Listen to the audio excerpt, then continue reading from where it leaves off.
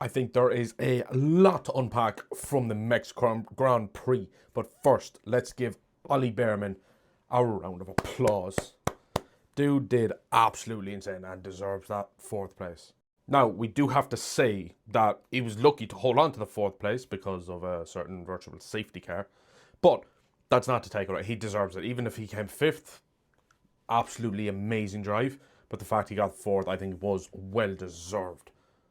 But whoever decided to bring out the virtual safety car and robbed us of not one but two battles at the end between Behrman and Piastri, because we could see in that race that Behrman could race. He was, I think he would have been able to defend somewhat against Piastri. We saw him overtake Max earlier on in the race, so that would have been a great battle to see, as well as the Leclerc Max battle as well.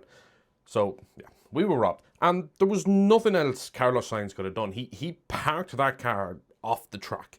Granted, probably some of his car was on the track, but no one was going to hit him. We didn't need a virtual safety car. That car, I don't think, was going to get recovered until the end of the race anyway. And with that many laps left, there was no need. Double yellows, fine, fair enough. Get them to wheel it off. There was no need for a virtual safety car. But then to not have the virtual safety car when the two marshals nearly got hit by Liam Lawson when they were running across the track, picking up debris. And like Lawson turned that corner and he didn't see them. Like they were very lucky, and everyone was very lucky that we did not have an incident in there. I think as well now the McLaren situation is very interesting because obviously Norris won and Piastri didn't. He was only in P5.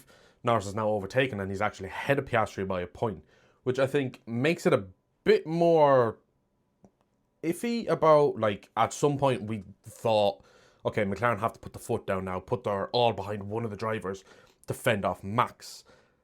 But the fact now the two McLarens are only 1 point difference between each other, with Max still chasing them down, and Max is still in contention, I believe. It's a lot harder now. So while it's harder now for Piastri to win and Norris is looking stronger. Piastri's always kind of been weaker in these last few races, but he also has obviously less experience than Max and Lando. But he's not really going to get that. I think if he was able to hold on, maybe build up some sort of lead, McLaren's might have turned around and said, right, we need to protect Piastri here at some point, but that's kind of gone out the window now. So it's basically just McLaren versus Max. It is a three-way fight still.